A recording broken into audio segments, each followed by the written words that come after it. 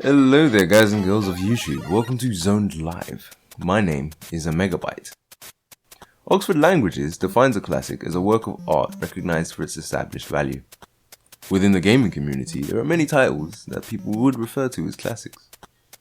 We recently revisited a port of one such classic, Persona 4 Golden, recently released on the PC.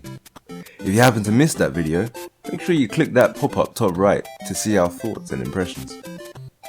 But that one got us thinking. What other games would we consider classics? Do they truly deserve such an honourable title, and do they still hold up today?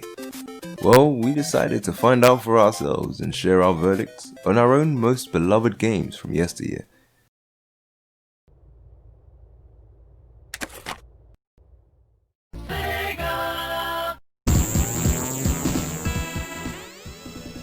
I have an untold amount of fond memories from my childhood playing this game with my cousin. I'm pretty sure that many will agree that Sonic the Hedgehog 3 and Knuckles was one of the last top tier Sonic games we'd see. Adventure was alright, but it birthed a future of janky 3D titles from our favourite console mascot from the 90s. You can't really say much for the story of many games from this generation. Even when there was a genuine story to tell, hardware limitations often hindered a good narrative execution. Sonic 3? No.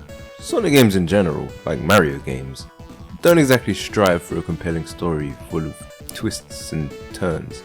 They did try with Knuckles being betrayed by Robotnik, spoiler alert, but that's hardly a twist. Gameplay for a side-scrolling platformer is, well, it's dope. The simple momentum and speed-based movement makes for an exciting and fun experience.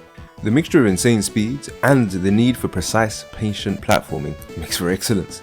On top of that, there's a myriad of power-ups that can change Sonic's jump shield ability. Tails returns for this title with his ability to fly, but we're also given Knuckles, who is able to glide and climb walls. That's 3 ways to play. This is before even mentioning the super and hyper forms for all the characters. Throughout the stages are hidden giant rings. Entering these rings will teleport you to a special stage with a very interesting semi-3D style. Upon completion of a special stage, you are rewarded a Chaos Emerald. Once 7 Chaos Emeralds are collected, and your character has 50 rings, you can double jump to access Super Sonic, or Knuckles, depending on your choice. Tails isn't given one of these forms. These emeralds and forms are lost upon entering the and Knuckles portion of the game. Here, you must endeavour to collect 7 Super Emeralds, in a similar fashion to collecting the normal Chaos Emeralds, to unlock Hyper Sonic, Hyper Knuckles, or Super Tails. In each super form, you are given significantly faster acceleration, invulnerability from everything except pits, drowning, and crushing, with the hyper forms adding even more invulnerabilities and further additions. To match the many ways of moving around the levels, said stages themselves are significantly larger than the previous 2 titles, with many pathways to the final goal. Bar 1 or 2, I find the bosses in the game enjoyable as well. They're varied enough for the need to pause momentarily to figure out a pattern, but brief enough for the simplicity not to bore you. Usually boiling down to the typical jump into Egg Boy's seat a few times.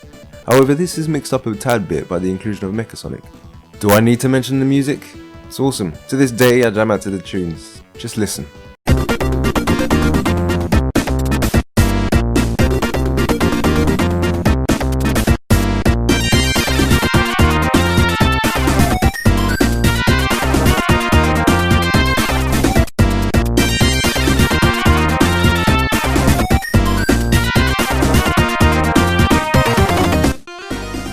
Enough fucking said.